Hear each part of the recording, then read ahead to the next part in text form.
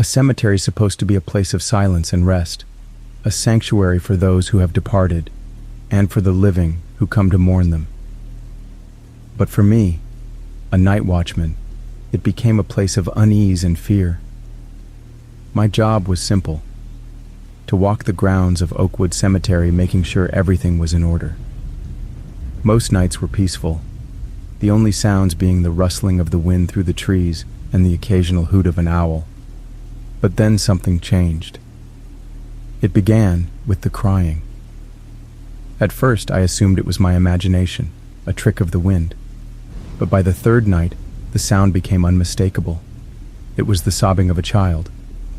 It always came at 3 a.m., never earlier, never later. The weeping drifted through the cemetery, soft and distant at first, then growing louder as if the child was getting closer. One night, I could no longer ignore it. Gripping my flashlight tightly, I decided to investigate. The crying led me to the oldest section of the cemetery, a place rarely visited where the tombstones were so weathered they were barely legible. There, I found a nameless grave. It had no headstone, only a mound of dirt covered in tangled weeds. That night, the crying was the loudest it had ever been, and then suddenly, it stopped. The silence was deafening. A chill ran through me as I realized I was not alone.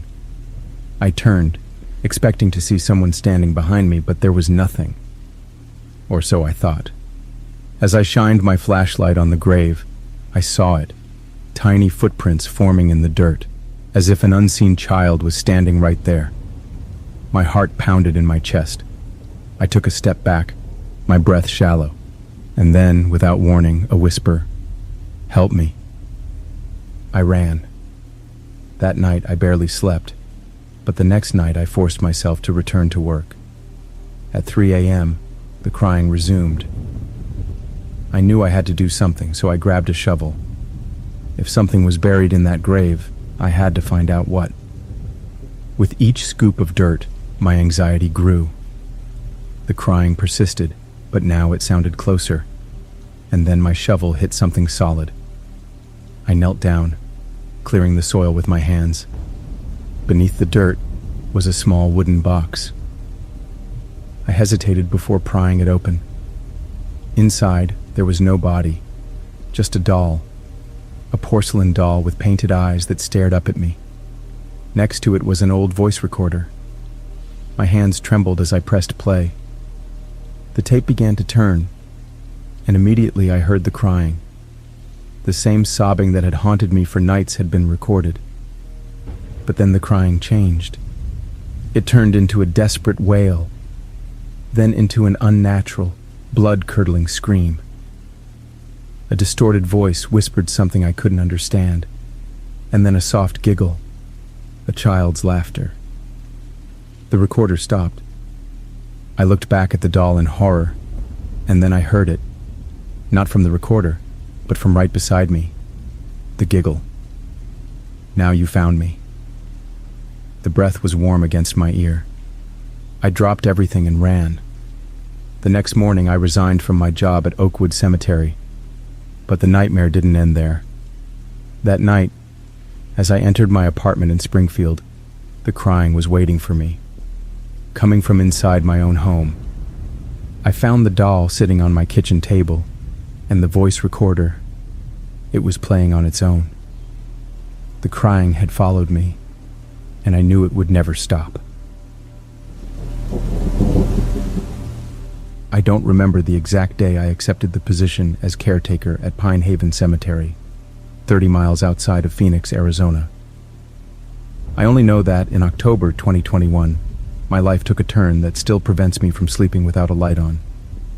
I had spent years working in cemeteries, but that place, surrounded by twisted mesquite trees and clouds of dust that the wind raised like an omen, seemed to exist outside of time.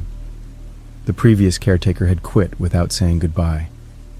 I accepted the full shift, daytime maintenance and night watch, because the pay was good, and the neighboring town barely exceeded 300 residents. I thought solitude wouldn't be a problem. I was wrong. The routine proceeded without incident, cleaning headstones, replacing broken vases, filling cracks in the packed earth pathways.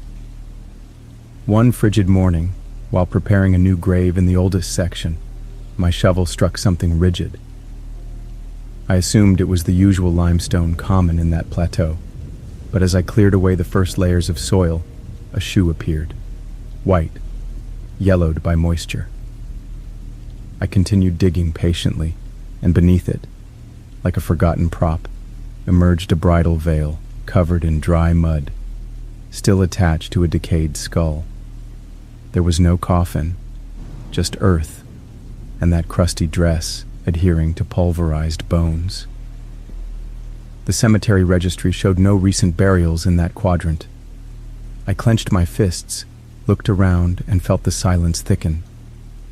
I reported to the administrator, Mr. Thompson, a bony man who smelled of stale tobacco. He listened to my account without blinking. Then, with calm authority, he ordered me to relocate the remains to a common niche, far from the family section. He explained there were precedents of unofficial burials in past decades, and that discreet exhumations avoided disputes. It seemed irregular, but I obeyed. I transferred the skeleton that same afternoon. I placed what remained of the veil in a plastic bag, recited the Lord's Prayer, and sealed the niche with fresh mortar. The sun was sinking when I finished, and the shadows of the mesquite trees stretched like fingers across the central pathway. The air tasted like metal.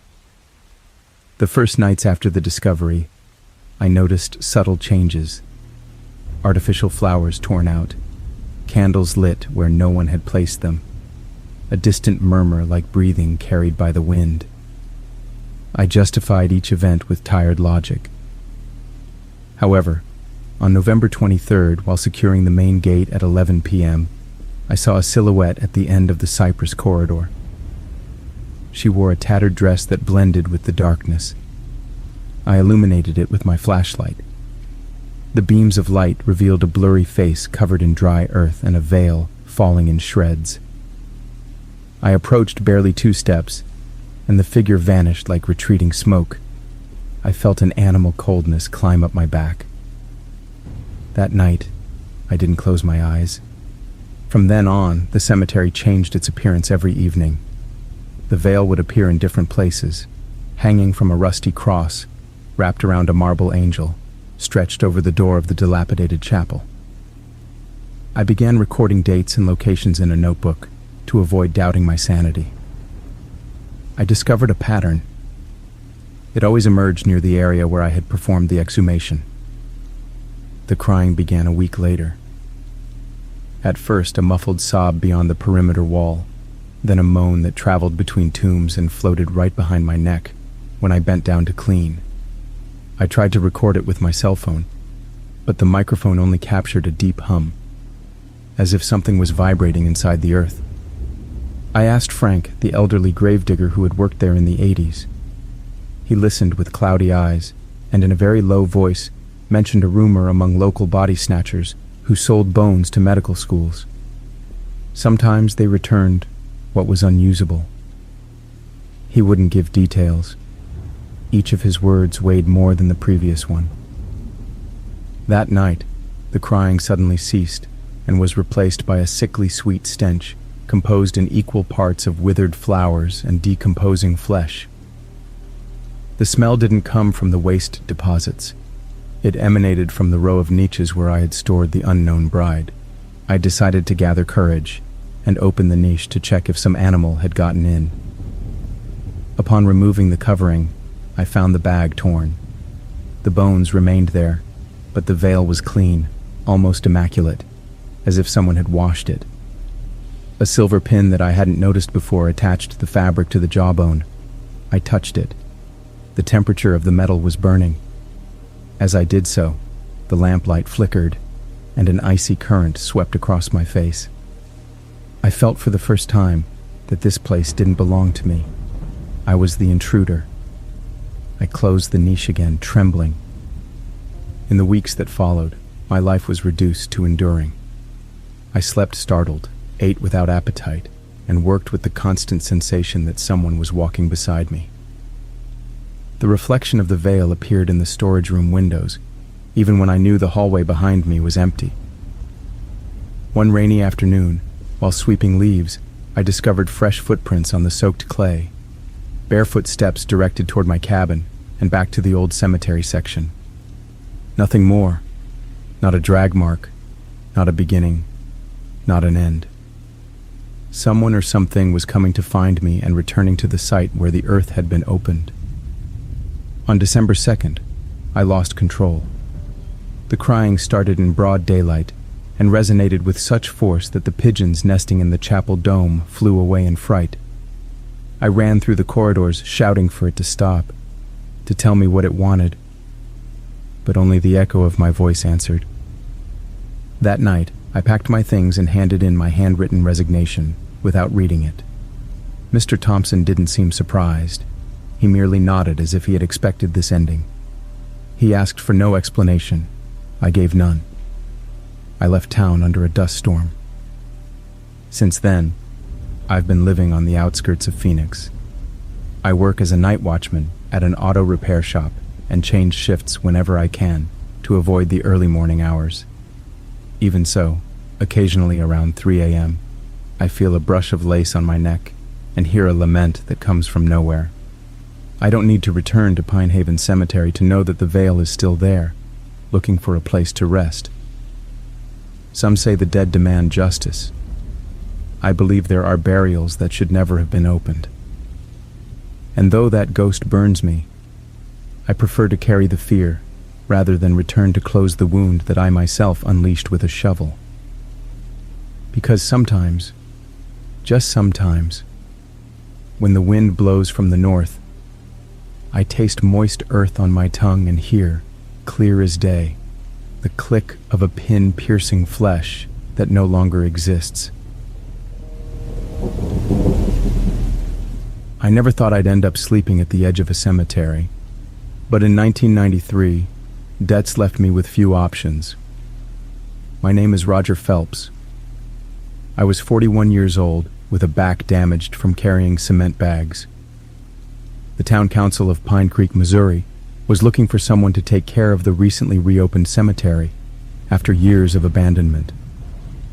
The salary was low, but it included a small stone room next to the northern wall. I accepted without hesitation. A roof is a luxury when everything else is falling apart. On my first day, I signed a yellowing book that contained burial records dating back to 1887. Most of the graves were cracked adobe niches with crosses that barely stood upright. The administrator, a gaunt man with a shifty gaze, explained my routine: night rounds, cleaning the pathways, and repairing headstones broken by the roots of the old oak trees. "The silence here has weight, but it doesn't bite," he said, unconvincingly. He handed me a flashlight, a shovel, and a bundle of rusted keys. Then he disappeared among the mausoleums, as if he didn't want to stay there a second longer. The first nights were an exercise in endurance. The wind whistled through the cypresses and rattled plastic wreaths that clinked as if someone was deliberately shaking them. At 3 a.m., a smell of freshly turned earth would always appear, fresh and sweet, as if someone had just dug a damp hole near my door. I searched unsuccessfully for its source for a week until exhaustion forced me to ignore it. I learned to walk without looking too long at the shadows. The cemetery returned your gaze if you stood still too long. The routine broke on the night of May 28th, around 2 a.m. A child's sob slipped through my room's window. I thought it was a cat, but the lament formed words: "I don't want to be alone." I went out with my flashlight and followed the sound to the oldest section, where names had been erased from the slabs. There, a few meters from the common grave, I saw a small figure, a barefoot girl in a white nightgown clinging to her body from the dampness. Her sticky, mud-covered hair covered half her face. She didn't flinch when the light hit her directly. Her eyes made me tremble. They seemed to have no iris, just a grayish, opaque tone like ash when it cools. She didn't move an inch, and yet I was certain she could see me. I asked if she was lost, but my words crashed against a thick silence. Instead of approaching her, I backed away, tripped over an oak root, and fell onto a broken headstone that tore my forearm. When I raised the flashlight, the girl was gone. Around me, the crosses seemed to have turned toward where I was lying. I got up, shaking, with my arm bleeding, and ran back to my room. I spent the rest of my shift locked inside, smelling that damp earth scent that became unbearable in there. At dawn, I reported the miner's presence to the administrator. He raised an eyebrow, looked through the registry, and showed me a newspaper clipping pasted on the back cover. Unidentified girl's body found, 1985. They buried her in an unmarked grave, row 7, line 4, exactly where I had seen her. Around here, people believe that unclaimed dead wait for someone to mourn them, he muttered without looking at me. His indifference raised the hair on my skin more than any ghost could. I requested a transfer to the day shift. He denied it with a hollow smile. Nights build character, Phelps. I tried to convince myself it had been suggestion, but the signs quickly accumulated. Flowers left by mourners would be found shredded only in row 4. Iron crosses appeared twisted in the same direction. And every time I swept the dry leaves, I found small salt dolls piled up at the edge of that anonymous grave. One early morning, I saw wet, child-sized footprints leading from the dirt to the corridor and vanishing in front of my room door. I began to guard my sleep with shots of cheap whiskey, but the liquor barely clouded the images that slipped in when I closed my eyes. I dreamed of the girl beneath the earth, scratching at the coffin lid with splintered nails. It sounded like someone clawing at the wood from inside my mattress. I would wake up drenched in sweat, breathless, feeling an icy pressure on my chest. Every morning the same phrase crossed my mind without knowing why. I don't want to be alone. Everything came to a head in early June during a storm that turned the pathways into mud channels. At 4 a.m., the electricity went out, and I only had my flashlight and an old battery radio. Thunder rumbled so close it shook the ground. The tomb in row 7. Line 4 opened like an earthen mouth, revealing the coffin swollen with water. There was no time to wait for reinforcements. The casket could float and break apart, exposing the corpse by dawn. I took the shovel, cursed my luck, and rushed out into the rain to reinforce the walls with bags of material. When I cleared away the first layer of mud, the lid of the box creaked. An acrid odor struck my face, a mixture of old formaldehyde and something vinegary I'd never smelled in my years as a gravedigger. The coffin trembled, as if something inside was moving with the fury of a trapped animal. I swallowed hard and brought the flashlight to the crack. I saw a tiny fingernail protruding through the split wood. The edge was splintered and covered in black blood. I felt my legs give way. I fell sitting in the mud while the coffin pounded, being hit from inside, increasingly strong, increasingly frantic. Then the girl appeared at my side, soaked. Her hair stuck to her skull like algae. She stretched her hand toward the shovel I had dropped. I realized with terror that what she wanted was to break the lid from outside, to help whatever was scratching inside to get out. I dragged myself, breathless, with my body numbed by fear, until I crashed against a wall of niches. She fixed her pupil-less eyes on me and finally spoke a phrase in a watery voice. "I don't want to be alone, Roger." My name on her lips was worse than a knife. I screamed, I don't remember what, and ran. The rain had turned the cemetery into a maze of slippery shadows. Each lightning flash showed the girl's silhouette just a few meters away, advancing without moving her feet, as if pushed by the wind. I crossed the main gate and threw myself down the road barefoot until the town lights welcomed me. Nobody understood my soaked stammering. I spent the night in the police station covered in mud, repeating that something in the cemetery was coming out of the ground. I submitted my resignation as soon as it dawned. The administrator didn't seem surprised. He pulled out an already prepared envelope with my final payment and said they would send someone younger and less impressionable. I didn't ask any questions. I wanted to erase from my mind the dull thud of knuckles against wood. I went back to live with my sister 2 hours away. For weeks, the smell of freshly turned earth followed me everywhere, and I slept with the light on, convinced that at any moment I would hear the childish voice whispering from the window. 6 months ago, I mistakenly received a copy of a local newspaper. In the classified section, I read, "Night watchman wanted for Pine Creek Municipal Cemetery. Housing provided. Night shift." I wanted to continue reading, but my eyes slipped without permission to the note below. Authorities investigate the disappearance of an employee who abandoned his post during the June storm. Significant damage found in several graves, including that of an unidentified minor. I folded the newspaper and threw it into the fireplace. Some nights, when the silence grows too thick, I think I hear a faint scratching beneath the wooden floor of the guest room. I don't open my eyes. I know that if I do, I might find a barefoot-soaked girl looking at me with ashen eyes, asking me to help her not be alone. And this time, I couldn't run far enough.